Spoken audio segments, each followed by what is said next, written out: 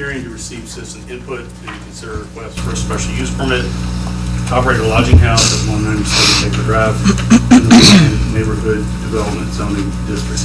The details are there for the definition, and the staff recommend those four listed conditions be considered. Okay, I'll open the public hearing. Is anyone here tonight to speak on this issue? Okay, no one signed up as well. Mr. Christmas, you have any correspondence on that? I did have one. Ms. Griffith next door indicated that she did not feel comfortable living permanently next to a short-term rental with people coming and going. And that's a comment she made back before the planning commission. And I should have told you that planning commission review was June 12th. It was a 6-1 recommendation. That was the only comment. All right, hearing nothing else, I will close the public hearing. Council, your thoughts? Council, your thoughts? Well, it seems like we approved all the special use area, and I can't see any reason why we should stop. So, if there's no more discussion, I'll make the motion. Yeah, I'm looking forward to the discussion later. The planning commission's recommendations on lodging houses. So I'm going to stick with my personal streak of voting no on those, but in terms of a positive, I'm looking forward to that discussion. I agree. Okay, Ron, which motion do you want to I moved the special use be approved with conditions as presented. I'll second it. Council, any discussion? Danielle? Mr. Sauer? Yes. Mr. Webb? Yes. Mr. Webb? Yes. Mr. Vickers? Yes. Mr. Vickers? Yes. Yes. Mr. Lillard? Mr. Weiss? No. Mr. White? No. Mr. Peck? No. And Mr. Peck? All right, VRT study funding, Mr. Chrisman. Yes, so in your packet is a staff report from Valley Regional Transit to potentially fund a study, feasibility study. We've talked about this a couple times before. Gave folks a presentation on it. Currently, after the Richmond approved study is now reaching out to towns in Ridge County and requesting funding. So Luray, that's $1,500. That was the place. We had a placeholder from $5,000 out of funds. That remain on Did we already approve that, or do we need to approve it again? Hold it, okay. Okay, thank you. Okay, Council? All right, Council? I move that the funding. I'm excited about this one. I move that the funding request for $1,500 be approved as presented. Second. Third. Okay. Any more discussion? All right, Danielle? Yes. Mr. Vickers? Yes. Yes. Mr. Vickers? Ms. Lillard? Yes. Mr. Weiss? Yes. Mr. Weiss? Mr. Peck? Yes. Mr. Sauer? Yes. Mr. Sauer? Yes. Okay, recovery program update and proclamation. Ms. Alger?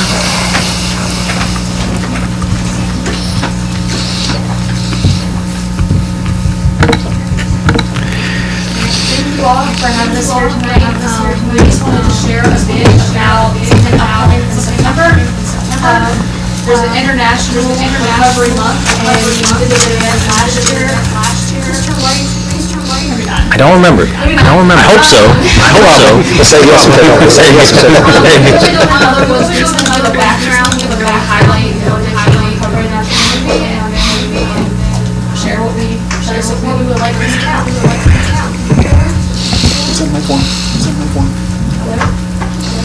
Push the button. Oh, how's that?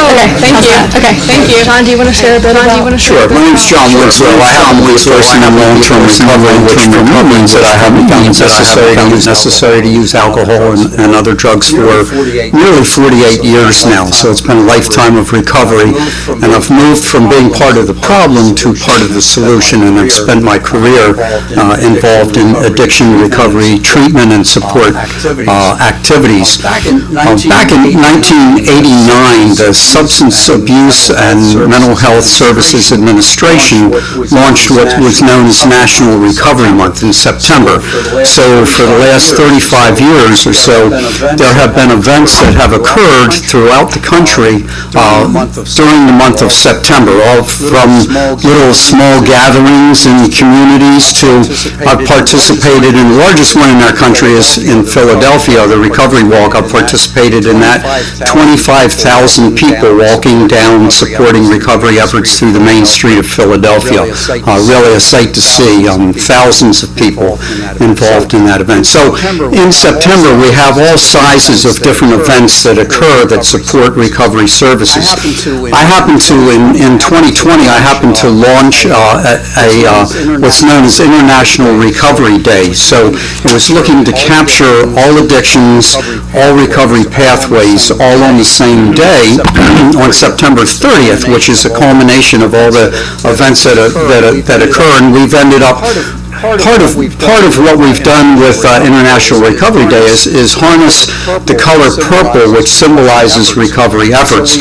And so we ended up lighting up on September 30th, International Recovery Day. We lit up Niagara Falls, Rock and Roll Hall of Fame. There were buildings, all kinds of structures throughout the world that lit up in purple. And so that's part of what we hope to capture here in Luray, also in our event here on September 21st. So there are going to be many events that occur during the month, and so Page County is looking very much forward to participating and being a part of that, and we have a particular ask that we have of the town council in regard to that. Move on. So I don't think I have to stand up here and give a long narrative of addiction in our community. I think we all know it. I don't know if there's anyone in our community that hasn't been touched by addiction in some way, shape, or form. The national statistics, state show that in just 2022, that 30 of the 10,000 emergency department responses were overdoses. And we've seen since like 2019, especially with COVID, those numbers are just significantly increasing. Stigmas and the difficulty of getting help. We don't have that many resources, so we're really trying to combine and collaborate with the resources that we do have, and really trying to change the narrative. I've heard too many stories of when someone has had a long journey and battle with addiction that we just look at them as that person or that thing, and when they turn their life around, it's really hard for them to kind of recreate their story in our community. So we really want to open up a chance for that to happen.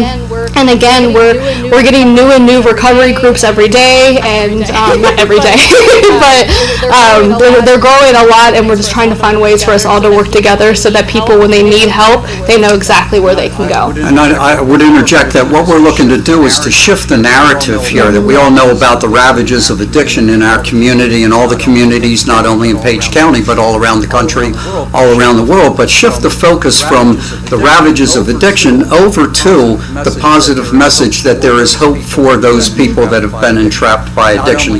Not only individuals that have addictions themselves, but the family members that are just devastated by the loss of loved ones, and those trapped in addiction that are in and out of treatment, in and out of recovery. Many have died as a result of their addiction. So we want to offer a beacon of hope that people can and do successfully recover from addiction. Exactly, and John just kind of summarized the slide, but I do want to point out, so we captured last year when we did our event, we asked for before and after pictures of people when they were in the throes of addiction and then when they were in recovery, and just looking at the pictures, I mean, there's not much more that you can say about that, but these three individuals here, Damon Mendez, Andrea Good, and Heather Comer, all three have really struggled and had deep battles with addiction, but now they are in recovery and they're doing amazing things in our community. Damon is running Page 1 in Shenandoah and helped us with the rec for a while, and now Heather is our lead youth facilitator at the rec, and Andrea is working now with the town of Stanley to bring in potential recovery homes into our county where people can live and get the support that they need. So not only can people turn their lives around, but then they can come back and help other people do that as well. Okay, so Okay, so last year we had a really awesome event on September 30th. We are changing the date a little bit this year because it falls on the same weekend as the Ram Clinic, and it was just way too much to run back and forth and try to do everything. So what we did last year, we were at Page County High School. People showed up. We had the whole commons filled with vendors and resources that support those and addiction and recovery. We showed a movie that highlighted recovery and some people's stories. We did a panel like with a Q&A of people that were in recovery, people whose children were in addiction or in active addiction, and then myself, who had lost a parent to addiction. So we were all able to kind of give our stories, share a bit about our perspective and the impact of that. And then after that, I made a really great playlist, and then everyone went down to the track and we played the playlist and we lit up bags, kind of like Relay for Life, to honor people in recovery or people that had lost their lives, and then we kind of walked some laps to honor them. And we had food. Which we will have food again this year. So. Do you want to share this year? This year, what we're looking to do is that as successful as it was last year at the high school, we weren't able to capture that much community engagement. So what we're looking to do this year is to bring it right into our event, right into Luray, have a walk beginning at the courthouse, down Main Street, and end up at the Center for Performing Arts, where we're looking to have, so we have a recovery walk, then we're going to have some recovery musicians involved with that. We're going to hopefully have a proclamation read by the town council, hopefully by the mayor, if possible. Have a variety of vendors there, and then have a recovery speaker to talk about the value of recovery. And I'll just share too, so that walk, we're going to be on the sidewalk, so we're not going to ask the road to be shut down or anything like that. So we're just going to kind of stay there, kind of pass Ollie Cats that way, and then cross to Performing Arts Luray. I didn't mention the recovery lights, so we are hopeful. I've been to an event in Maryland where not only the whole town of Easton, but the whole county of Talbot lit up in purple, symbolizing recovery and supporting recovery efforts, and it was just amazing to see how the whole town got involved and supported this effort. So we are looking to light up Luray and Page County in purple. What I thought would be really neat is if we could find a way, and we're discussing this among our organizations, but to sponsor light bulbs for the community, and then when someone has had addiction touch their household, they put the purple light, outside for the month of September. We're looking at that, but ideally, even if just, if just local businesses could do that, just to show that support, or purple ribbon or something, just to show that we're a community coming together to support addiction, or support recovery. Any questions? We'd also look, I'm thinking that during that section of the recovery walk, hopefully be able to wrap some purple and white balloons around the lamppost and maybe some purple and white ribbon also. Well, thank you all for being here and for the important work you're doing. Council, anybody have any questions? Have y'all talked to Bo? The chief? About it? A little bit? A little bit? I figured you had. We initially asked to shut down Main Street.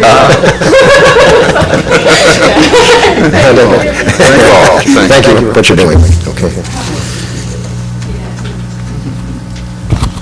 So we need to read the proclamation, is that correct? Or we'll wait till... I think you could just vote on tonight as council, and then you could read it in September 1st. I think that's the plan. Right? Either or, if you want to read it by all means. It's pretty long. Council, what's your pleasure? I'm all for the format. Okay. So we'll just approve it and then I'll read it later? Okay. All right. Have a motion. Whatever else we can do to support it, if we can light up the outside the office, or whatever we can do, within reason, I think we should do, because it's a good call. Do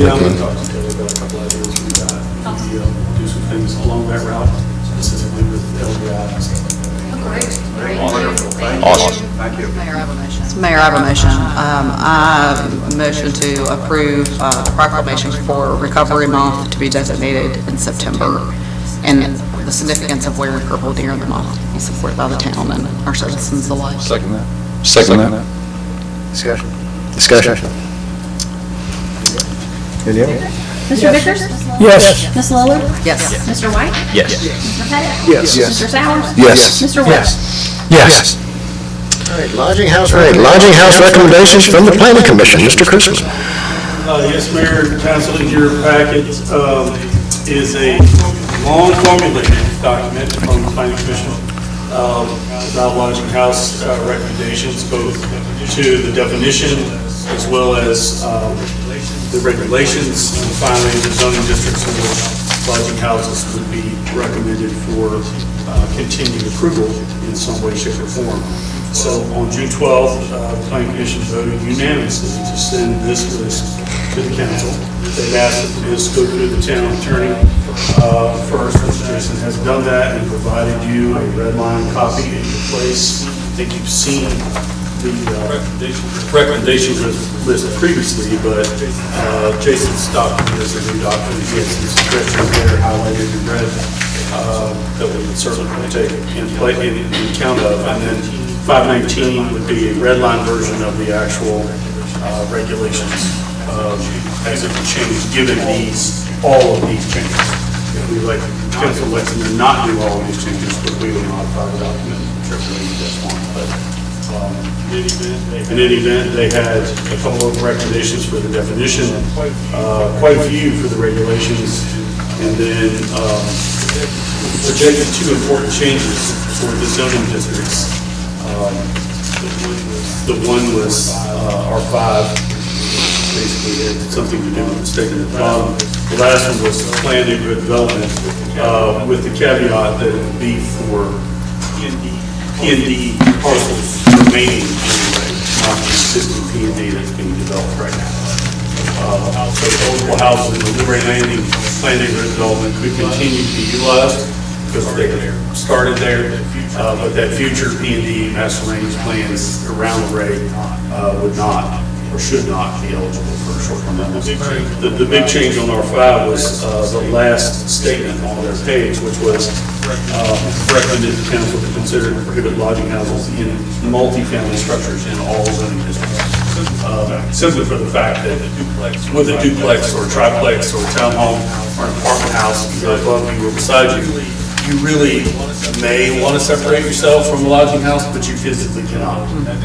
When that thing's approved and is permitted there, it's right on the other side of that common wall from you. So with the density in these areas and the parking challenges that are already in that zoning district for our apartments and townhomes, they felt like maybe the best thing to do would be to consider not allowing them in multifamily structures and only allowing them in single-family dwelling type units moving forward. So these are their recommendations. They worked quite a while on them and put a lot of thought and discussion into them. So Jason and he came prepared with these notes, and I have the comments from the planning commission. So whatever you would like to talk about. I did want to ask about the P&D. Is there a, legal restraint that says that if we wanted to do something to P&D, that stretch of townhomes should be exempted, or could it actually be cleaner to just anybody that's in the pipeline, like if somebody emails you tomorrow because they bought a place, we get them in the pipeline, but we say for the future that P&D period is closed, including that subdivision. What they've done before, they did this with bed and breakfast initially in the ordinance. Initially, bed and breakfasts were not allowed in R2 zoning. Then they were allowed in R2 zoning only on South 4th Street, from Main Street to, I think, Holland Court. And then they were allowed on that street, plus Blue Ridge Avenue. So they designated street segments under that zoning that use would be eligible. And something similar to that could take place this time. You could allow lodging houses on Baker Drive, Great Court, General Drive, Caterpillar, Allison, and College drives in the P&D zoning district and leave it at that period. And that means that you can only have a lodging house in P&D on those streets. You would not be able to have it anywhere else in P&D in corporate. So there's a way.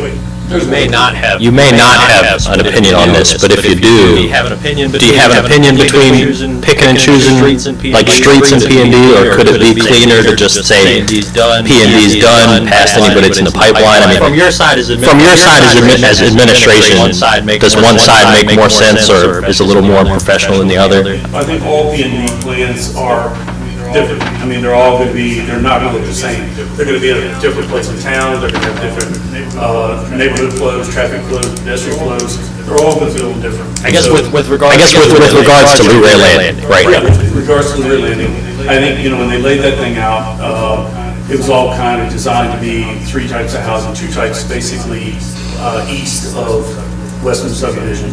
And that's all that were going to be in there, the duplexes and townhomes. Then it was converted to almost all townhomes. So, when you get into the townhome thing, which is just like the statement that they brought up, the planning commission, when you get into those areas with that density, with those parking challenges, when you add basically what's a business to that element, you are going to increase the pressure on that. You're going to make those person-to-person exchanges and those parking challenges a little more difficult because of the density of the units and the limited parking. So the comments that I have from them was maybe not such a great idea in really, really high dense areas where you have like apartments and townhomes, just due to the fact that you have some of those potential things already built into that density. So that was their real deal. I think, you could see a planning, a master land use plan. In fact, I was going to tell Ligon, I got a call from Shockey Properties. They want to come in and talk Monday about the old Menifee farm. Oh, okay. Yeah, they want to talk about that and the other one, which I guess is there on Mill Creek. So that's going to happen Monday. That was a planned neighborhood development. It was rezoned to that. They had a schedule.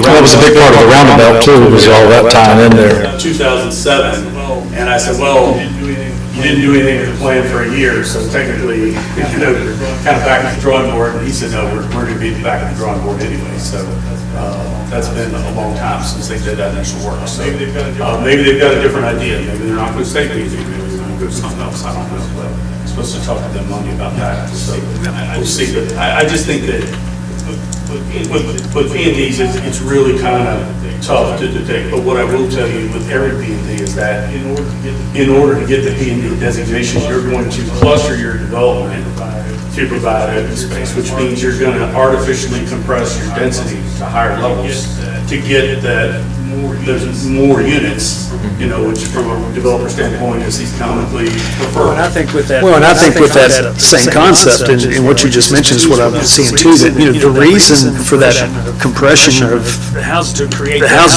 that more open space, in my opinion, was always the thought of children and families and stuff living there. So kids would have a place to, kick a ball around and play soccer, have some recreation equipment or something like that. Otherwise, yes, they can spread out and have more parking space, but that would equal less green space. So I agree. I don't think short-term rentals are even fit in P&D. When I hear P&D, my mind just goes to what it is, planned neighborhood development. When I hear neighborhood, I'm thinking of families that live there, whether they own the place or the long-term rental, but definitely not transient,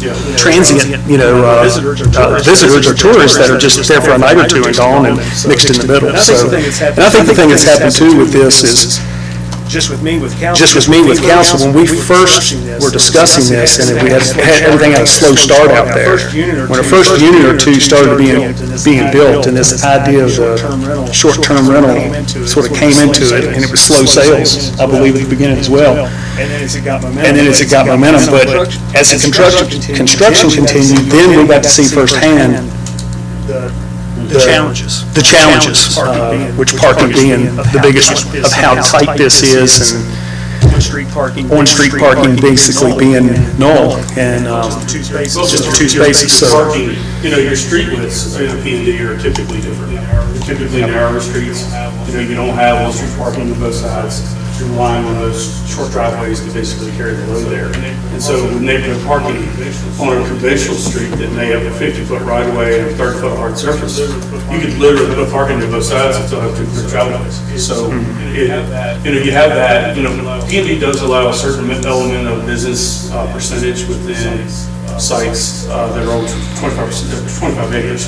And those business sites, though, would have their own parking lots. Correct, but they're supposed to be community-based businesses like a convenience store or a small gas station or a mom-and-pop restaurant or like an office building that provides medical service or hair salon or something like that, something for the community members. So, but when you get to talking about a business application that's outside of that, that's maybe, adjacent to that definition, then it gets a little grayer. And, one of the things the planning commission brought up was, they clearly wanted to more clearly establish a lodging house as a business, not as a residential use. They thought that was important. And they also thought that it needed to be really clear, and I think Jason did a good job of outlining this, in the regulations, to distinguish a lodging house from a bed and breakfast, because there's still confusion out there on that. They see Airbnb and they think Airbnb translates to air bed and breakfast, and that's not in our ordinance. Those are not the same things. And so they just wanted to be really clear about that moving forward. Just like looking at that Luray Landing. There are 1, 2, 3, 4, 5, 6. I see 8 listings just online. Most of them don't have any reviews or 1 or 2 reviews. So I don't know if they're really killing it as far as bookings, but I see 8, and they range in price from 164 a night to 346 a night, all for the same. Ones are 133. 133 is the lowest, 346 the highest, so kind of all over the place as far as price, but. And now a lot of individual short-term rental owners are not using the known platform. They're not using the VRBO, or they're using private property management firms as a third-party go-between who then lists these properties in an effort to stay kind of under the radar in some of the communities that they operate in. Because they know that localities like us are searching those platforms on a weekly basis to look for listings so we can track down short-term rentals in people's homes. And now they've tried to go this extra step to insulate themselves, by using the third-party firm to kind of Wasn't there some wording in this proposal from the planning commission as far as tracking that, or having something in that they must, we're going to see that? Yes. We would go adding language requiring owners to include the address where the lodging tax is collected. Yeah, that's number 9. Jason's had a comment, 56, you want to comment? Yes, this was, specific provision was part of an amendment that council adopted with respect to the transient occupancy tax reporting requirements in the town code. That was implemented, I think, last year in response to some changes in the Virginia code. So that requirement in sub-item 9 is already in the town code. It's just incorporated here by reference as opposed to being restated. Okay. But we, correct me if I'm wrong, we still have a challenge, though, of actually knowing that we're getting the TOT funds that are due. Go to which address, and I think Danielle and her folks struggle with that a little bit. So we do not receive detail reports from Airbnb. We do from other platforms, but that is one that they do remit the payment, but we have no idea about the addresses to tie it to, other than the forms that. That's a problem. Right, that's a problem. They have to try to match them up. We try to match that up. Ashley does a good job of trying to reconcile those accounts to the Airbnb receipts, but. And they're legally required by the state to do that, and they're like going to court and saying that it's a privacy thing for them and all this stuff, and it's not really good partnership with the communities that they operate in, I guess. And something else, I mean, it looks like we struggle with knowing whether we're actually getting the due taxes that should be coming. The other thing, I don't know if anyone has seen it or not, we approved a short-term rental, I don't even think it's been a year ago yet, on Broomback Avenue. And that property is on Trulia for sale, and it's advertised as an active operating short-term rental, which of course, it doesn't transfer. But it's not being advertised that way. It's being advertised as if this is ready to go, operating business. So, and I don't expect town staff to catch all that. The problem is, I think we put good restrictions and good clarification in our code as far as what's required. The problem is the enforcement of it. It's on paper, but how do we keep up with it? I mean, like Luke was bringing up, there might be 14 listings out there in Luray Landing. 8 of them show up as active. We don't even know, Danielle doesn't even know which ones are active and which ones have gone out of business and moved to a different country. We have no idea until the next business license cycle when they don't apply. Because they don't tell us, they don't tell her, they don't tell anybody, and they just stop reserving. So we're expecting to see lodging tax come in from them. It's not happening because either they're not renting it because of the market forces, or they're just totally out of business altogether. They decide to go a different direction or something. So it really is a little bit of a fluid program, for lack of a better word, in terms of lodging, which is nice. It lends a lot of flexibility that a lot of people enjoy.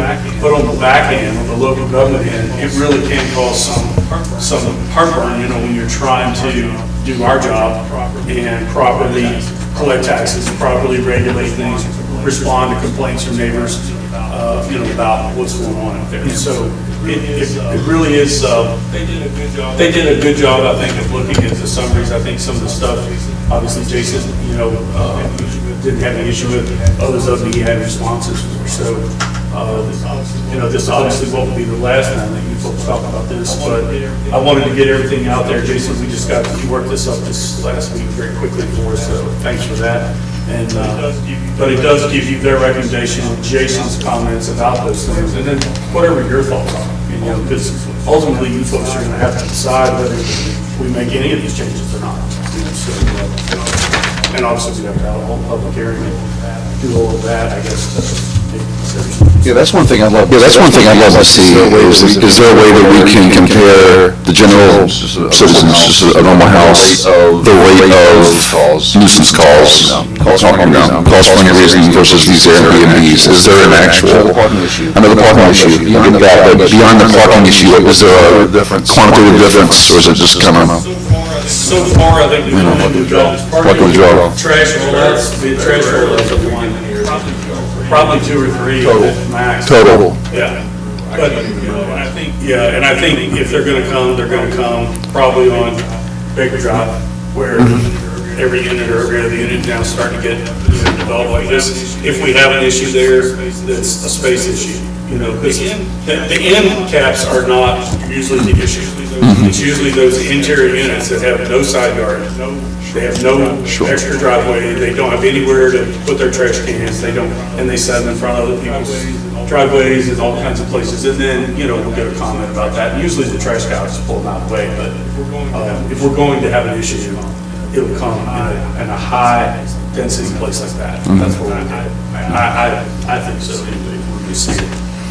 For that reason, and first of all, my position is, when you get something that the planning commission puts a lot of work into and it's unanimous, I want to honor that, and I think they're good recommendations that we should adopt from the district designations to the different rules they want to add. The differences that I would have, for the reasons that you stated, I would not be picking streets and exempting streets in P&D, particularly when we know that, Baker's probably actually going to be the problem. So why would we exempt Baker? So that's the one difference that I would have. And then if the issue is density in family neighborhoods that are supposed to be dense and accommodate more people, I would add R4 to the list of not allowed at all. There's not a lot in R4. It's not like been gangbusters there like it's been everywhere else, but I think we should just head that off and say that if we're going to prohibit them in R5, which is one of our multifamily districts, then we need to prohibit it in our other multifamily district, which is the Boomfield. And I think that would be consistent, and that would make sense to me. So I'm for all of this. My only difference is I wouldn't do the exceptions in the P&D for Baker, and I would have the addition of not allowed at all in R4. And that shouldn't be a terrible thing for most of our operators that are doing it the traditional way. because most of the ones that aren't in the P and D are in R3, and we're not gonna touch R3. And R3 has the proximity to the business parts of the town. It makes sense for a place you'd stay on vacation. A townhome sheltered beside somebody else, or, a duplex in the Bloomfield, that doesn't make sense to me, so. Understood. Yeah, they had the same challenge. They had 7 different people. They all had different opinions on different elements of this whole thing. I mean, this thing got boiled down to like 2.5 pages. It started out like much bigger than that. And so finally what I had to do was resort to individual polls that they filled out. I watched the meeting. And then sent it back to me, and then I assembled those into one final version, and then the group discussed that. And that got us really close.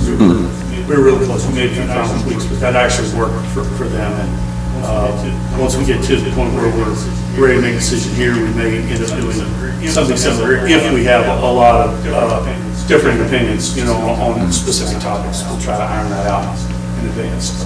That's all I had. Jason, did you have anything else on that topic? I didn't have any legal concerns with any of the options that were offered by the planning commission. Most of my suggestions were just directly at maybe where the best place would be to actually have the textual amendments to carry that out, if that was council commission.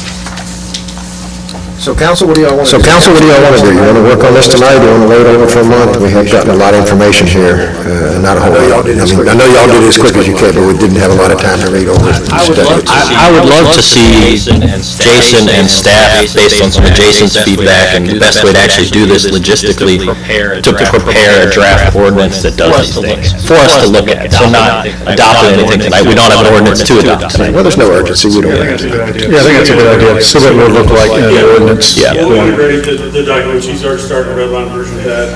We can take his comments tonight, some of his comments, put them in there to what that thing would actually look like, and then bring that back as a draft ordinance for you. Anybody else have comments? To be included, other than Alex? Other than just thanking the planning commission staff for this work, I think it's thoughtful, concise. Alex points I appreciate as well, but yeah, this is good. It says a little bit painful, because it took a while, and they're all different. I say, this is one of the true jobs of the planning commission, is to take an issue like this and hammer that thing all the way through the process, looking at all the angles that they're supposed to look at. I said, that's one of their more jobs. That's not planning. Yeah. Those are the two things. That's planning. They do the best job. They did great on this. Thank you all. Yeah. Thank you. If they're not busy. Any more else on that subject before we move on? I guess I will add one thing. Do people, in terms of having them draft that up, am I out of line in suggesting that we consider also not allowing an R4 because of the density? Like, would we like to see that in the draft, or am I going too far? I mean, how do people feel about that? Or just have two versions? I don't know. What I Okay. was going to recommend to Jason is that we have a red line version, but we put the alternate option in blue lettering or green letter or something like that, right beneath it.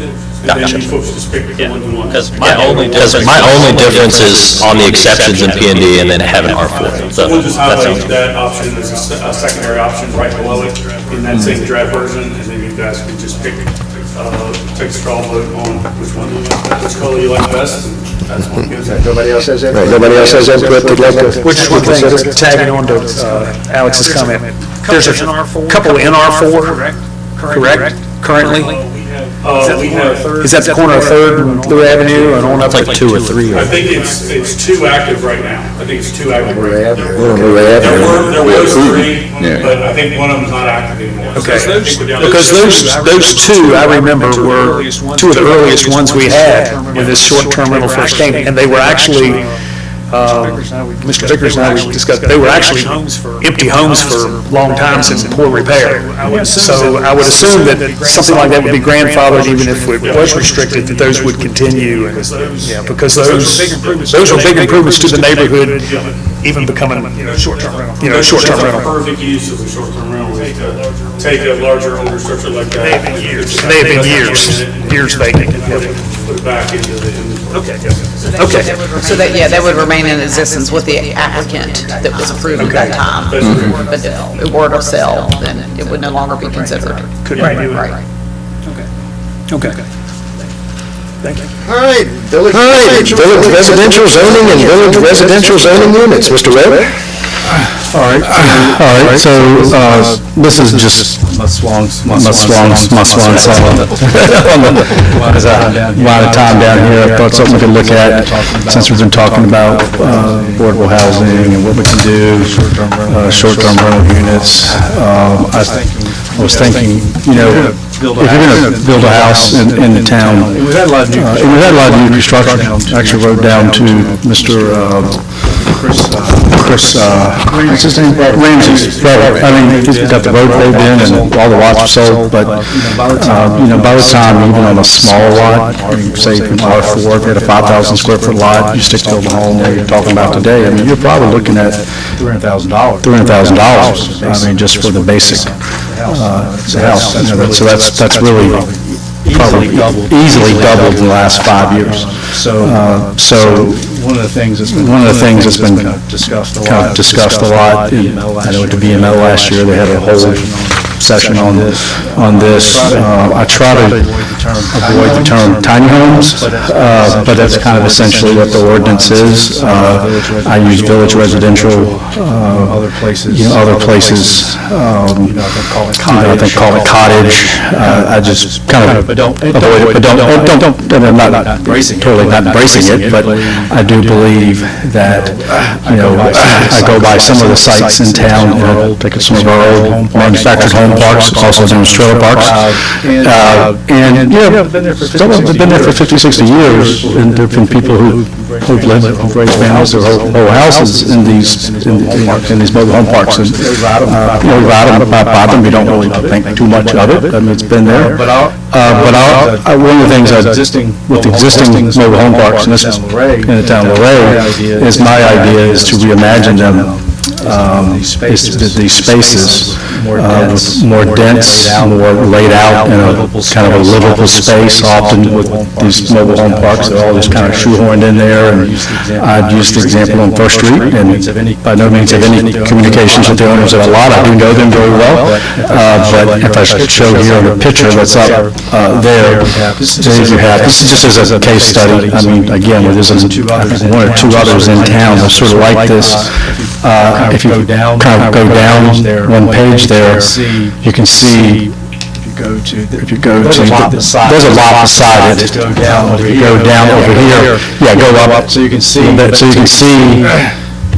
the existing to the top there. Scroll a little bit more, if you please. You can see that existing, sort of how not really efficiently utilized. You do have 7 units, so that's 1.75 acres for the main house. Then you have these mobile homes. If you go down, I'm just showing it to the left there, just how something like this could be laid out more efficient. You could provide parking, you could have a higher quality manufactured home, or you could even stick build the homes. You could provide rental lots. I mean, this is how manufactured home parks have worked for years. You have a rental house, you lease it long term. In this ordinance, I talk about the lots being leased, but there's really nothing that you could say that this couldn't be fee simple lots. So the minimum lots are 1,250 square feet. There are places and ordinances where townhouses are in 2,000 square feet. I mean, that's a minimum.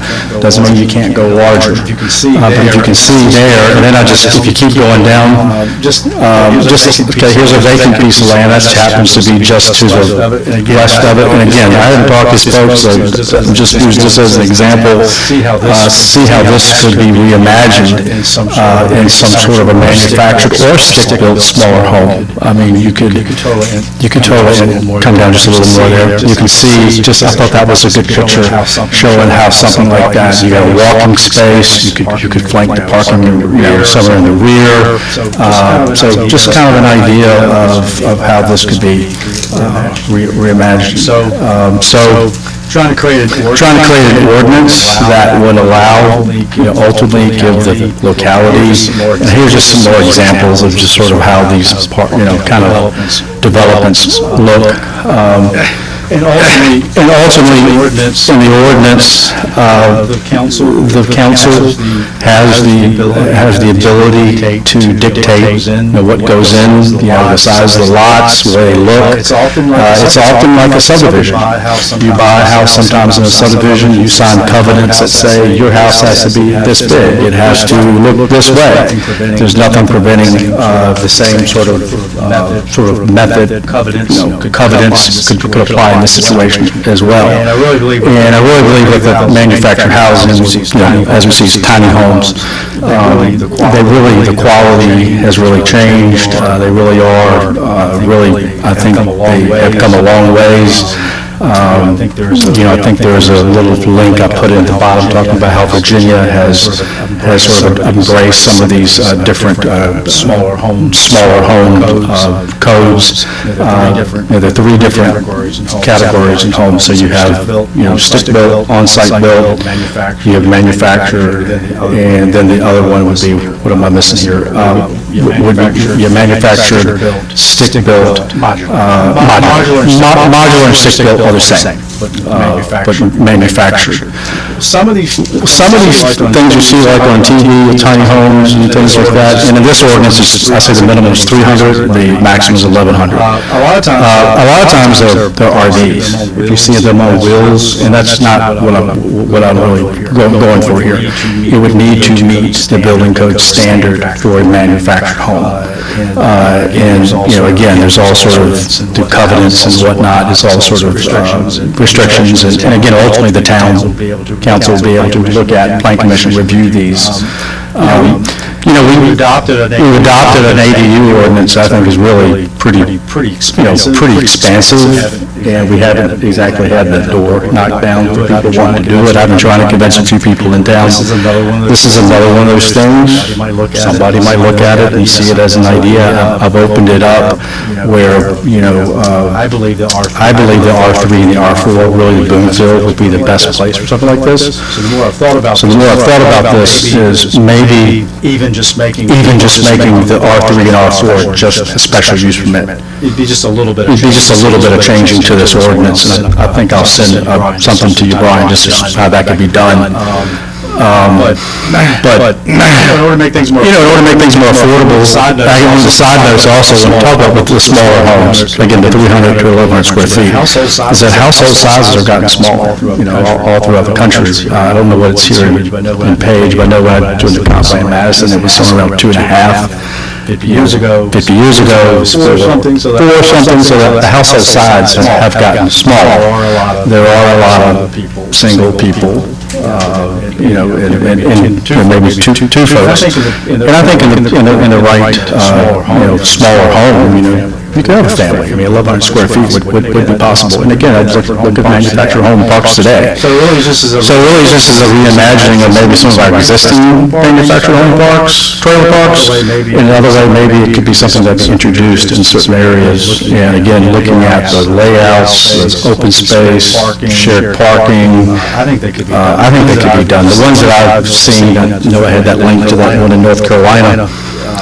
It was a YouTube video of some people who developed something I'm talking about right now, which I think is really a great model. The only difference there is they were park models. I know Virginia park model, RV is not for full-time living. They do make some mention of it in that video, that they've got some sort of exception, but again, we're talking about high quality, really, aesthetically pleasing housing. The cost is really, I think you could develop a very nice lot, even if you were selling the 1,250 square foot lot or 2,000 square foot lots with that type of housing. I would say under $150,000 you could buy, put a really nice unit on it. So anyway, just want to get the conversation going. I will make a few tweaks to this. Brian, send it to him like this, but I'll get something in addition just to add to it, get the conversation going, and maybe it's something down the road we can convince some someone, a developer, or someone to look into this and be a way to develop housing that I think is quality and would be very affordable. And I could see older folks living in it, I could see seniors, I could see young people, I could see young families, I could see all, across the spectrum taking advantage. Like that sort of in North Carolina, if you happen to watch that video. It's people from all smaller, generally smaller, two people. Some, I think one was one, small family with one child that was in one, but anyway. Any questions? Any questions? I'll make an addition based on something that Ligon and I talked about, because I really want to put a +1 on the special use permit path, which is section 2 of it. I think that's where we can really see people take advantage of it, where somebody just wants to do something personally, or maybe there's somebody that would like to have some rentals, they're not interested in the traditional trailer model, and they put 3 of these things, and that person makes a little bit of money, and they've created an affordable option for local families to rent. And I'll give a personal experience, which is, I didn't realize until recently that it would fit the tiny home thing, but I guess I grew up in a tiny home because it was 800 square feet. It was originally a hunting cabin, so you can do it. There are a lot of houses that meet that right now. And so much, obviously location's big, all sorts of things go into the price of a home, but ultimately, a lot of that price I think is going to be the function of size and square feet. So you're like incontrovertibly going to produce some affordable options through this, and I think it's worth doing that. So I really support it, and whatever changes Ligon makes, I think will probably be wise for us, but I think we should really look at it. Out west, these things are a big deal. The ski towns and the big touristic towns, they have these little village residential pockets right around the downtown areas, and they're primarily for the staff who work in those tourist towns and those visitor-type economies, and they live in these units, and they bring them in on a trailer or on a truck bed, fully assembled, wired, plumbed, everything. They set them on a permanent foundation, hook them right up, within 48 hours you're operational with that unit being plopped in there. So it's pretty popular. Are most of those units, are that development like corporate owned? So it would be, whether it's a hotel or whatever? They'll build several of these residential things knowing that their staff are going to be able to live there. So they'll have, and they'll rent them out as part of their job package or something like that. They'll have that component set right there. But, you're looking at, we have 2 developers in Page County that use these for vacation rentals. They set them up for short-term vacation. And you can use the park model for that. Yep, they use the park models for those and work them right in, plop them down. One whole wall, solid glass, facing the river or facing the mountains. It's really a unique construction criteria, because it's very accelerated, and your overall cost per unit goes way down, depending on what you got. But for us, like Lee and I were talking today, for us in our ordinance, I think 700 square feet is our current minimum size, and that's based on the Uniform State Liability Code. I think that's changed. Though. It's changed, so maybe it's time for us to update that square footage number as well for certain circumstances. And I'll add something on the kind of entities that could do something like this. Actually, I had a conversation several years ago with people that were affiliated with the REC, and they had some land up there, and they were actually thinking of a model very similar to this, and it showed me some things. And they were deterred by the zoning code and the minimum sizes and all those things. So this really would create something that's affordable. You could have the opportunity where maybe nonprofits would make this happen. I mean, it really opens up a lot of things. It's 4 units to 10,000 square feet. I believe I maxed it out. So if you had 10,000 square feet, you could do up to 4 units on it. And, again, by special use permit, or, by rezoning, so there'd be a lot of oversight as far as the aesthetics, the way it looks. And again, just to reiterate, you could make them all rental lots, but you could just as easily make it where those lots are sold, and people get the covenants, this is what they can build on it, this is what they can place on it, and, There's only one thing that's sort of, and I read through all your material, and thank you, Lee, great. Well, thank you for reading it. And looking at a lot of the pictures, which of course a lot of these are computer generated. And I even spoke with Mr. Seal with they're at the corner of First Street. And that's been there since late 50s, early 60s. And and it looks fantastic for the age of it, but they maintain all that themselves. So it's tight in there. I mean, it's still, I love the fact that, and when I look at these designs, personally, I think it's important somebody be able to park near or at some of these house. Some of these, the parking's a long ways away, and I'm thinking of rain or storm, and someone's walking a good distance. Might not work as well. But anyway, back to what I was saying is, that looks so good because of the owners taking care of that landscape. And I think if anyone's developed something similar, like what's being proposed, if that stays ownership of the renter of the company and all the maintenance, and I think about the village out here, my mother-in-law's in it. Of course, now that's government HUD, it's not far from your house there. All of that, everyone that lives there, they don't have to mow, they don't have to do, hedge trimming, anything, the maintenance on the places, everything there is super clean and nice and no one has to touch it. With setbacks as little as 10, 20 feet and stuff. Personally, I think if we ever allow that to be fee simple or ownership of those individual lots, I think we run into the challenges. Not everyone keeps their place in the same condition. We actually run into it now with neighborhoods, and homes are far apart, but it seems like every neighborhood has one or two that's not the best at keeping the lawn taken care of or trash on the back porch. Personally, I think if we get so close proximity, it'd be wise if there's some, whether it be an HOA, if they did own it, or something there to take care of grounds, because that's going to be pretty tight on. With a single owner would be your ideal situation, and would provide what you're looking for and what you're looking for. I mean, if you want to see a modern day version of this one, something similar to that, just go up to the men's 5 of them. There's 5 of them up there. Take a look at this. That's exactly what. So they rent a lot to hear the covenants, you gotta cut your grass, of course you have a town grass ordinance as well, but this is what, you pay so much is gonna go towards a common space. It would just be kinda like what subdivision covenants are. Right. It'd be any different. He's using his up there for lodging rooms, but these would be for long-term rentals, which would solve one of our biggest. That's a good point. That's a good point. Those are, long-term rentals. If you had one owner, a property manager, they owned it all, they maintained it all, then you would provide all those individual units would be long-term rental apartment type structures. And that would be a big need right now for us, because they'd be smaller square footage, they'd probably have smaller price. And would that be the only way that we could do a single utility hookup? Or what? That's going to be my next question. With either way, you could do a singular main hookup? Like, say, at Luray Meadows, instead of doing one single master at the street, even though they have a management company that splits it up, we agreed to set an individual meter at each building with 8 units in it.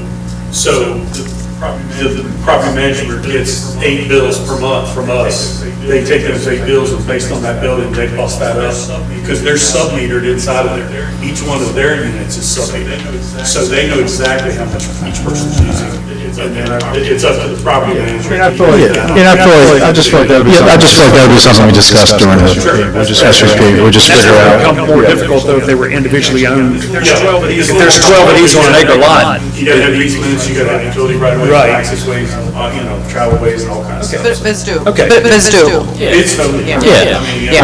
We have a provisions in there are zoning that would be really kind of suited for something like this. Now, one thing I will say, screening, vegetative buffering, like the ones out west, you don't even know they're there. It's like walking through the Olympic Village. You have no idea that all this stuff's over here behind these evergreen trees. But there's a huge building over there.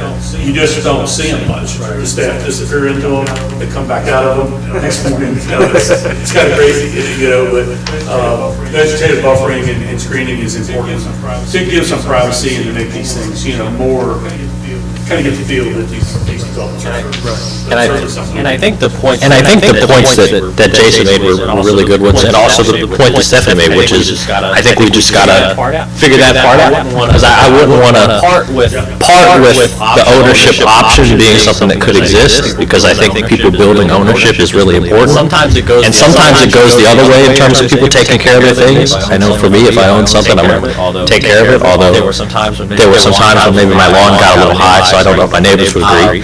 But, you know, I think you work around that with HOAs, you work around that with the different kinds of agreements that can be entered into. And we have our ordinances at the end of the day, and honestly, If my neighbors live 20 feet from me, 20 feet from me instead of 100, I would have already heard from both. So, I think there's a way to do it, and I don't want to let perfect be the enemy of the good. The rental So, the rental thing makes the most sense, it seems like the easiest thing. But I don't But I don't want to part with the ownership option, because I think that could be a cool model. And also, Since we're talking about approving these in a manner that's similar to subdivisions and planned neighborhood developments, we can have all kinds of things that we require. I mean, maybe you have the individual ownership, but they have to contract somebody that will cut the grass at certain intervals. I mean, whatever. Different than condo situation. Yeah. You know, you get individual, same kind of thing, you have an overall property manager, assessment. You know, if it was fee simple, you could buy the lots and, you know, you hand a set of covenants that you build to, they would sell so quickly. They would be so interested in it. Transportation access and water and sewer access. And if you have a layout somewhere that is conducive to that, then the fee simple option. And they're quite attractive. And they're quite attractive, the ones that I've looked, and also a big thing is no short-term rentals. So, to worry about that either. And the important thing is that we would have the input, especially with the rezoning option. Either one you would have. Yeah, The only other thing that I would add, and I think this has been accounted for, I did try to look up the DHCD and the HUD documents around this. I would just make sure that we like double, triple check to where there's not something in the building code or the HUD that doesn't account for something that we'd like to see, and then that's the ultimate barrier to something that is otherwise permitted in our ordinances. But that's just a double check, I think. Yeah, I just think that what I've tried to say in it is it has to have the building official's approval for full-time living. That's really, right. Don't check with James about our orders too, but really, you know, the DHCD thing would only come into play if there was a grant monies that somebody wanted to use to build some of these things. And that would be the only time that would really come into play, but it's worth looking into. So really, as far as tonight, you guys obviously keep looking at what Lisa's done here and see if we need some stuff, but really the only thing you have to do is adopt the ordinance, the resolution, rather, that Jason kindly provided me, to recommend this to the planning commission for full evaluation and in-depth analysis and recommendations. Back up. Council, anything else? Legal? A lot of good work, thank you. Anybody else on that? Yeah, it looks good looking. You need a motion? Yes. Do we have that in our packet? It's on the resolution. I told the people in Powhatan, I wrote zoning ordinances for fun. So that's what this one's for fun. Did you make the motion, Stephanie? I'm trying to find it. Okay. It's in red under C. It's on this? Right. You want me to take it? Yeah, if you got it. I'll make the motion that, take the vote on the resolution as presented before to the planning commission on the village residential zoning units. I would second it. Okay, any more discussion on that? I would just say that, I think, I was talking to the building department the other day, and they were talking about the new energy updates through USBC and the impact it's going to have on the cost of building. At minimum, they're looking at, like, for your average build, a $30,000+ just for the Insulation and electrical. the energy requirements, right, it's coming down through HUD and USDA. So just be mindful of some of that that's coming down. I think they've extended it to like an 18-month right now, period for enforcement.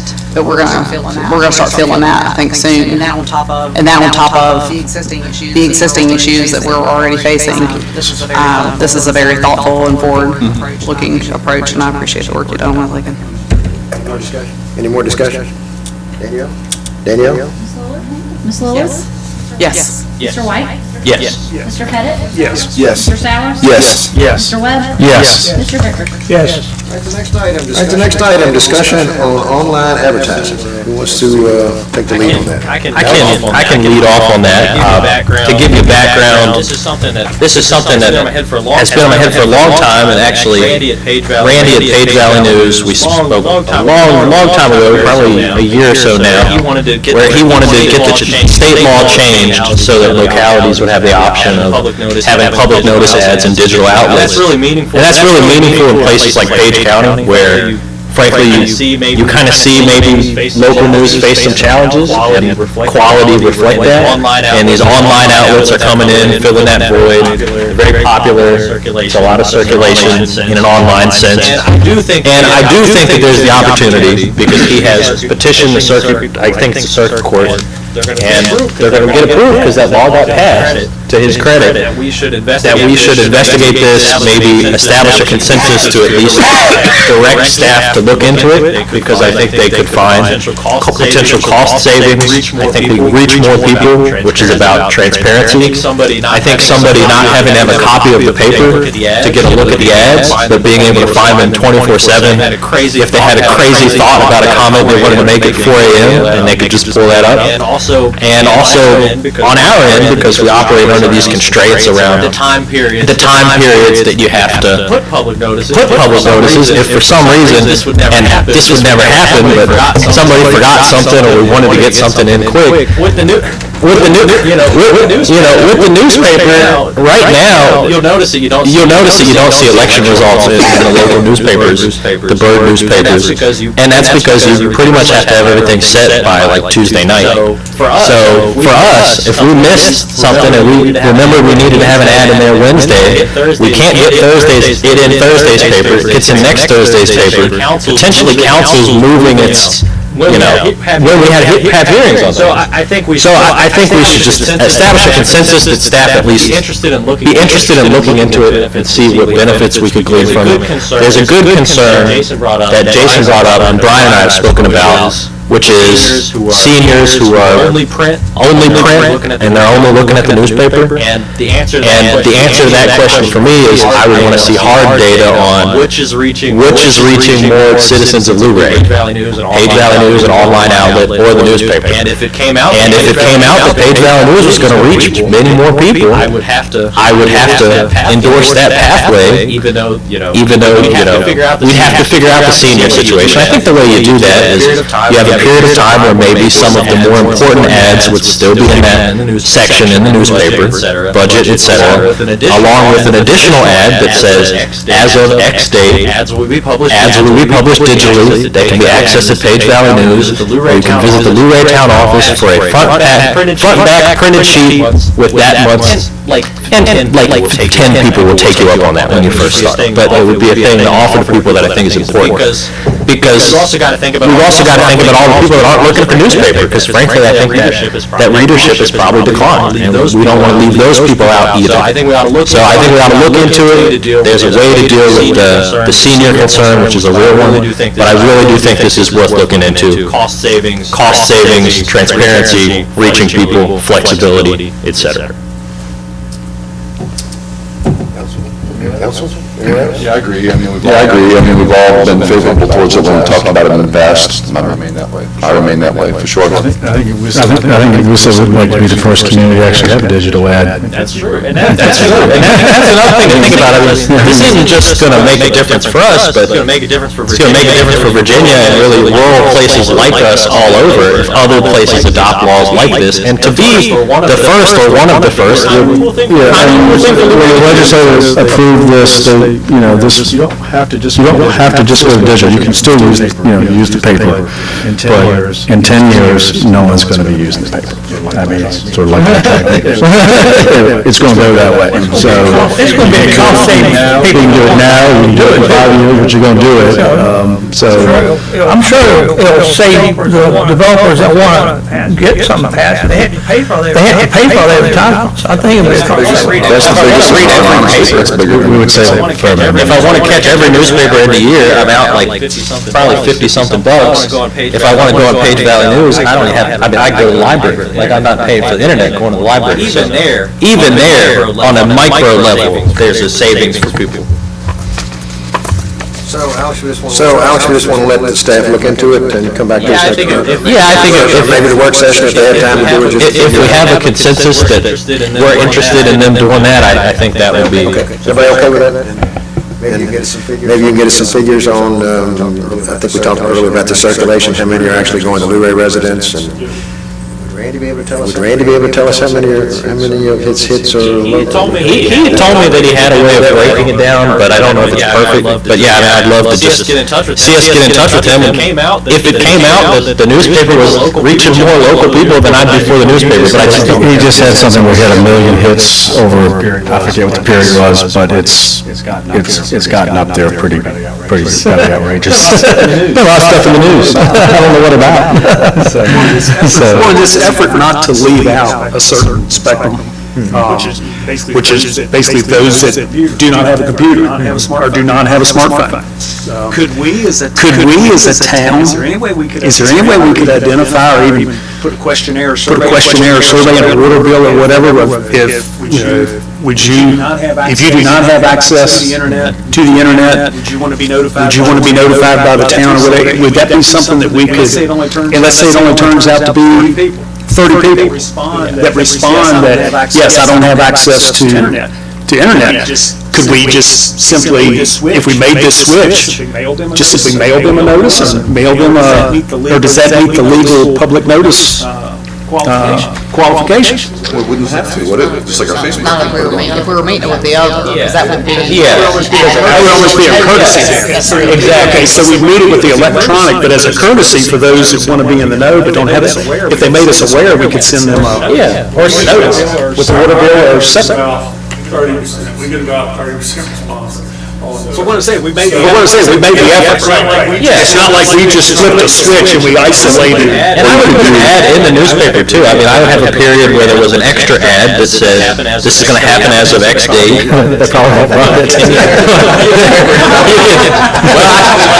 I would like to have the money, but, and you maybe come get a printed copy of. It won't be the months, because obviously notices don't follow months, but roughly just the copy of the relevant notices for a period of time. The easiest way to do it is just put a stack of the ads up at our front counter, because the people that read the newspaper are the people that come in. We also post our ads on our front.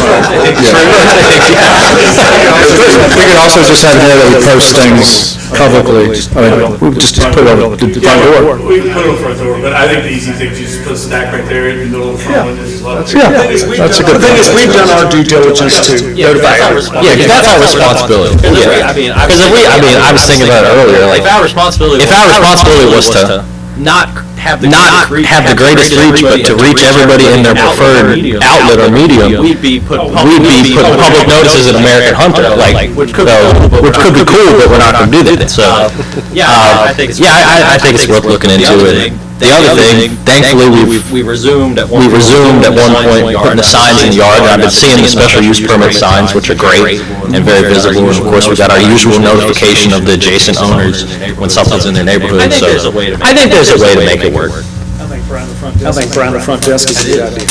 That is. Those that do walk in. Well, and, they're gonna be there anyway, and if they're interested in it, while they're standing there getting ready to pay their bill, they pick one up, pick it up.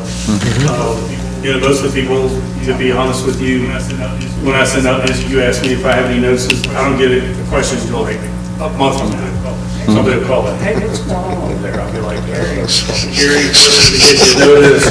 So it really is an issue of participation, and I think it's important that we make the effort to provide options.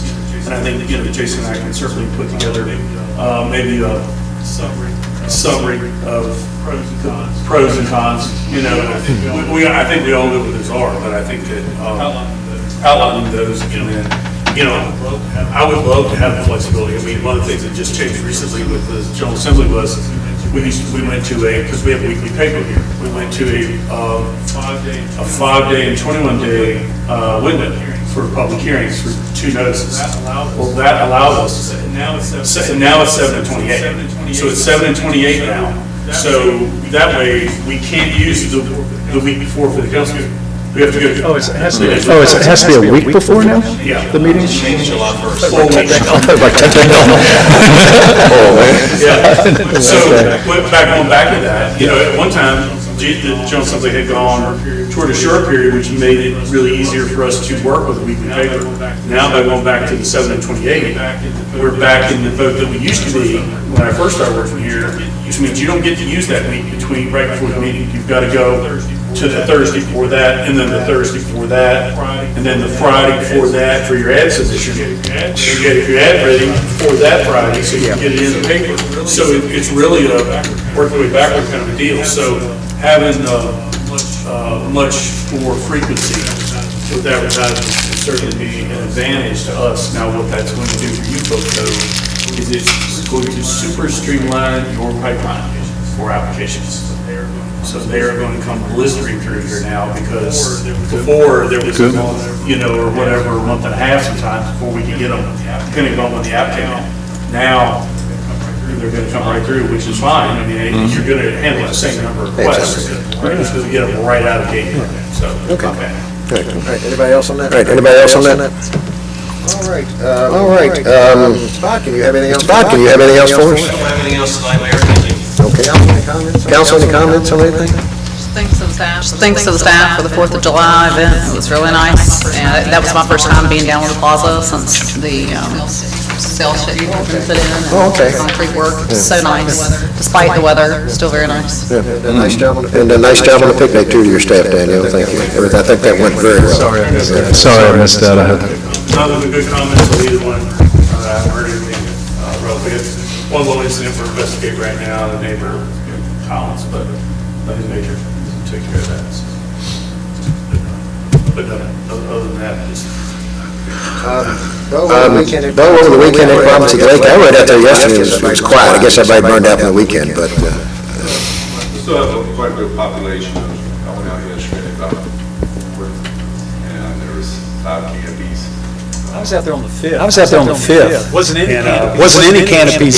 There were some people between the shelters. The officers would go out there, I had some complaints there. Yeah, was it Cop, or was it? Cop, that's his last name, right? Yeah, okay. Well, he is Cop, what is his name?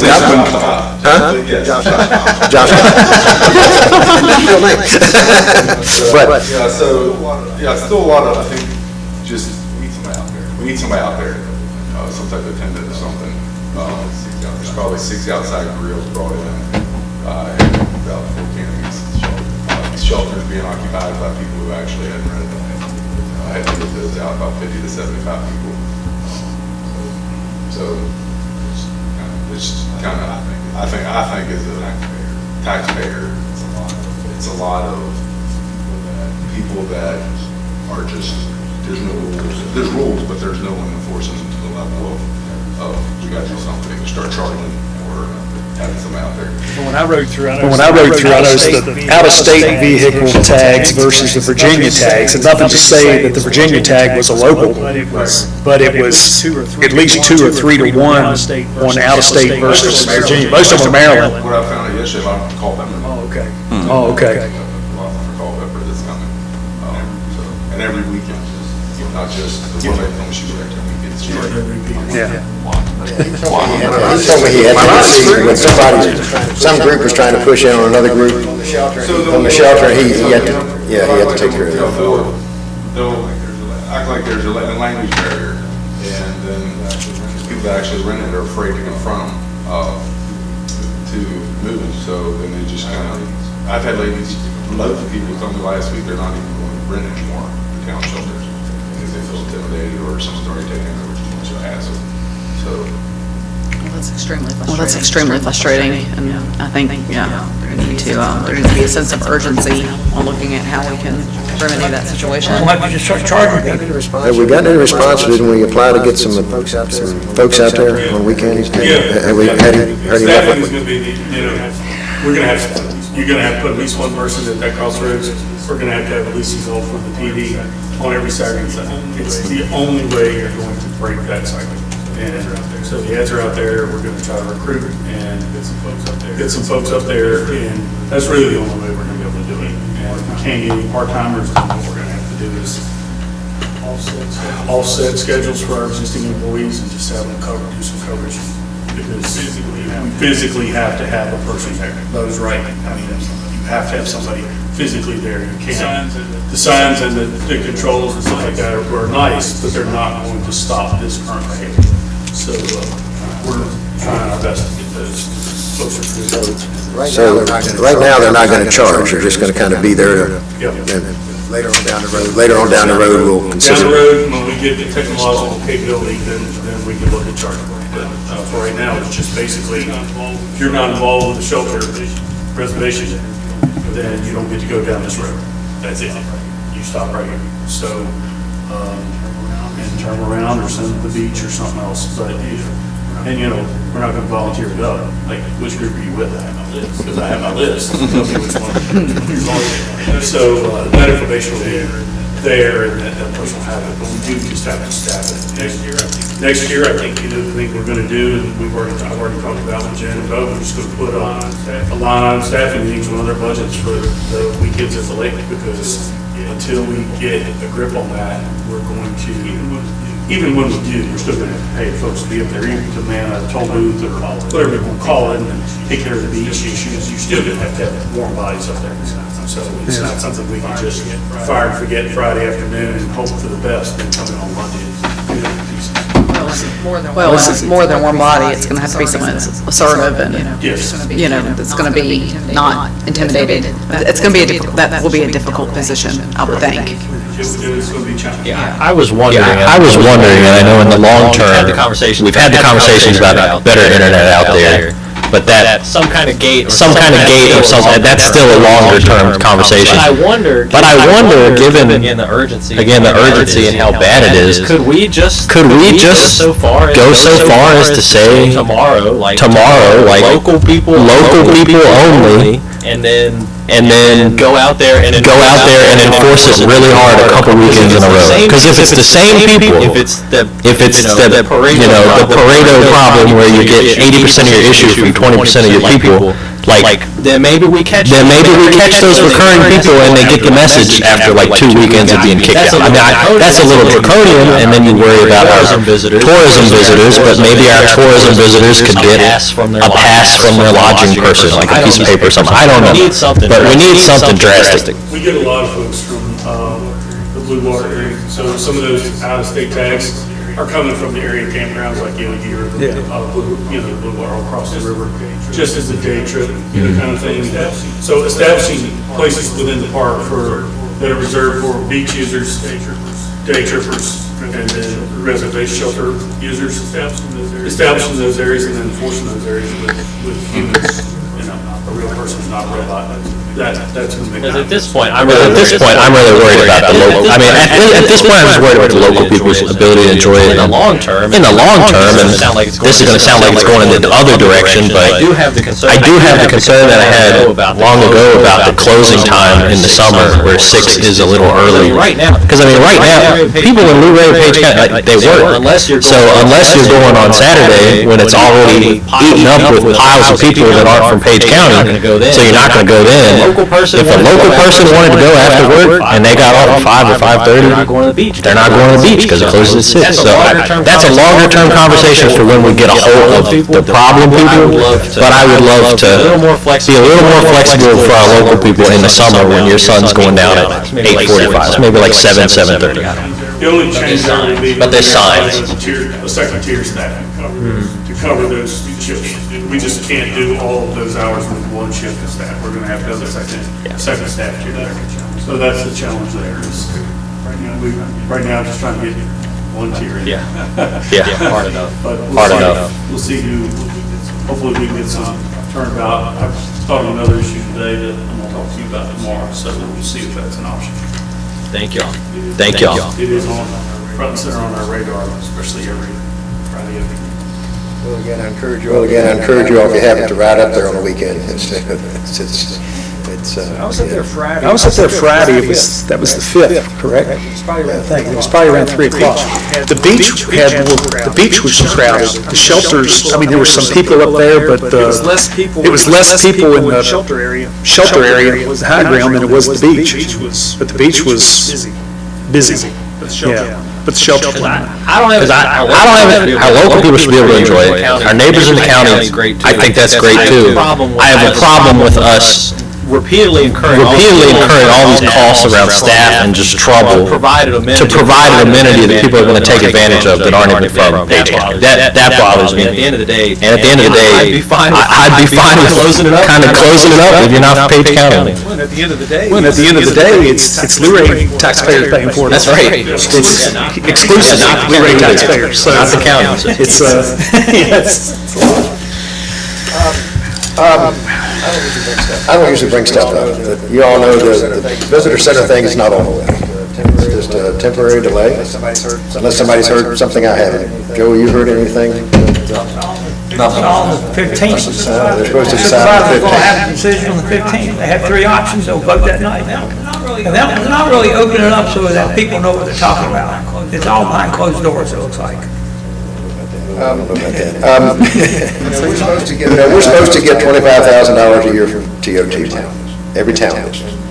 We haven't had much success doing that, have we? Danny, over here, we got anything? We had an agreement worked out for the last 2 fiscal years for a larger scale project, which hasn't evolved either. And I'm not sure what that looks like moving forward, if that's something we would want to continue with, or what we have in mind for those annual dollars. I have in mind offering to put those $25,000 into the visitor center. Let them take that and use it to, keep the visitor center open at the train station. We're not getting the money anyway, and I think that shows how important we think it is to keep that visitor center in the train station and in Luray. Danielle, do you know, are there other localities, or Stanley and Shenandoah, did they receive the funding? I would have to check with them to be sure. I know previously, the town of Shenandoah did use theirs for some marketing efforts, and I think they were basically led by the county and the county, so, because they were for marketing. Okay. Yes, I agree. I mean, that's due, and we don't receive it. I see what you're saying. Yeah, I mean, I don't think it's going to cost us anything, because we're not getting it anyway, and... How many years is it due? That we need to communicate with the county, just let them know to stop on any efforts that's being invested, if any, again, for the sign project that was being considered. So are we saying those funds that we've already committed to that project? That sounds like, that's the 50, that's the 50 that he's referencing. Well, I'm not really that, to me, that's past, I'm going forward, like from now on. Well, then that would be I mean, is it a guarantee 25 every year, or it's, I think it's entertained? I would hold off on any commitments until this thing shakes out, quite frankly. I mean, But I think if we make that commitment, Joe, it might push it. well, we're making the commitment, the county hasn't made it, so we're just saying we're gonna pay out of taxpayers, out of our town's people's money. It's not town reimbursement. We're reimbursed for it though, right? We're supposed to get $25,000 from the county, our share from the county every year, which we're not getting. But we pay and then the county reimburses? Is that the typical way it's been Well, you handled? have to get it approved, right? Is that, everything has to be approved, and so, which is not that, not been going that well. The $25,000 allocation is not the TOT that the town is collecting, it's the TOT that the county is collecting. And the county is making that allocation. But if we pay for it first, and then the county says, we're not gonna honor that. That's what I'm saying, I wouldn't touch it. That's why I said, I don't know if it's guaranteed. We would want this. This could be all part of the negotiations, but just going forward. I see what you're saying. If you keep the visitor center at the, and hopefully they'll give the money to the chamber like they had been. But just say, take our $25,000 and put it toward that. Because we're not. For all the process things you brought, we're not really counting on getting that, because things don't seem to be moving. So saying that That says something. That's like a message too. It says the value that it is. Here's the problem, once again, it's the town of Luray disproportionately paying for services for this county. That's what that amounts to, because we're the taxpayers of Page County, and we're giving our Luray share back. Stanley's getting theirs, Shenandoah's getting theirs. So once again, And the chamber's working for the whole county. Luray is bearing the brunt of expenses for This this would be county. the chamber operation, it would be explicitly for the. That's my going, with all due respect, Mayor, I don't mean, that's where I come from. But that's where I come from, it's just another thing, like Lake Arrowhead, town of Luray pays for it, county residents enjoy it, ball fields, and that's great, because we want to have an appealing place where people want to come, but we don't want to so bear the brunt of just more and more expenses. Just need to keep it in check. My thoughts, Joey, though, if they move it from the train station, we have to open our own. We're not gonna do it for $25,000. And that's what we're taking. Hopefully our taxpayer money. Again, it's just a thought, if y'all don't want to consider it, or it's okay with you. I want to consider it. I think it's a good idea. When is the county supposed to take action? When will that be public? To vote on July 15th. I think you need to call them tomorrow and tell them, this is our idea. I do want to ask, phrase it, how do I phrase it? What is the thing that says they have to give us the 25? Is that some agreement that the town entered into with the county at some point? Is that in their TOT rules? Is that state, I mean? I believe that was their standard allocation to all three. Okay. I'm just trying to figure out the binding nature of that. Because obviously, I mean, the whole conversation of the last few months has been things that the county did for a long time that they decided to stop doing. So I'm just trying to make sure how binding that is, and if we can really expect that, or... It's not in writing anywhere, unless you say otherwise, from my understanding, from my days of working up there and being involved in it. Gotcha. But that, you're right, that would be. But that's where I asked for the other towns receiving it. Yeah. Because it's definitely not right, whether it's in writing or not. Yeah. If the two other towns are receiving their share and Luray's not receiving So, theirs. and that's how we got to the 25,000 per town, was because some towns were getting more monies than other towns, and it was project dependent, so like the caboose up in Shenandoah, or the Huntingville, whatever the festival was called, up in Stanley, and so there was a dispute as to, why is this town getting this amount of money and this town's not getting, so then they decided, we'll do the $25,000 allocation to keep it fair and easy across the board, but it would be a reimbursement type situation. The other towns have gotten their monies because they did marketing type, they did a website and some, I don't know what else, but what Daniel's saying, I do know to be true. They worked specifically with the tourism staff to develop ads and things that were in alignment with the legislation as it's written by the state. And so that's why they've gotten those monies. Well, I would think running a visitor center should qualify, shouldn't it?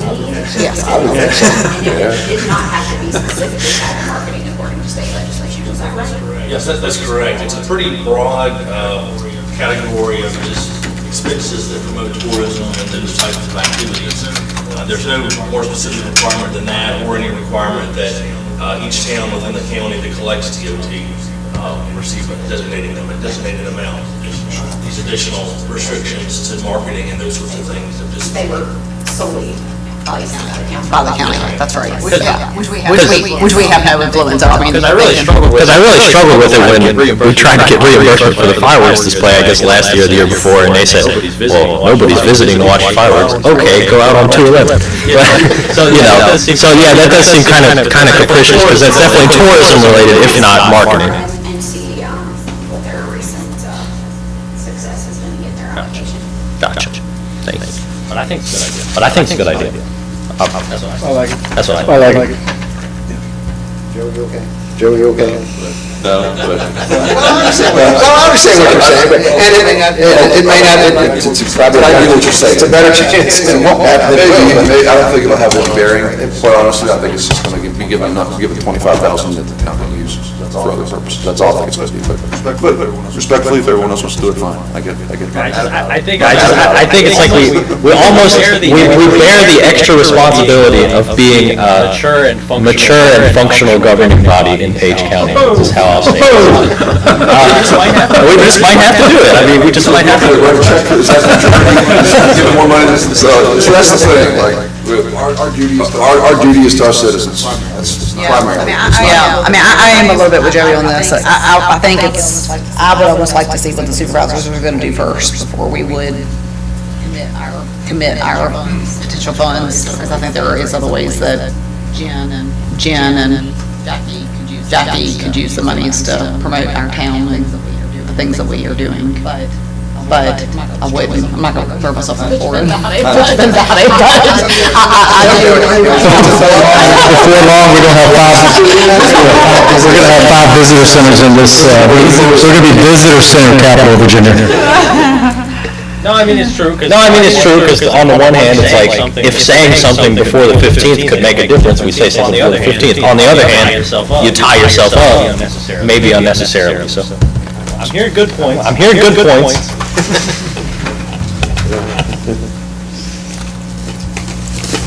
All right, let's just move on. All right, anybody else, everything? If anyone would like to attend the BML Oh, that's right. conference, October 13th and 15th, let me know. Ron has expressed interest, and so has Alex, and the mayor is all set on his reservations, and let us know if we can facilitate that. What are those dates again, Danielle? Did we figure that out? Sunday, Monday, Tuesday. The general session is October 13th through the 15th.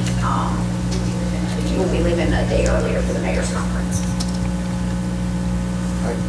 All right, anybody else? I'll let you know, Danielle. Thank you.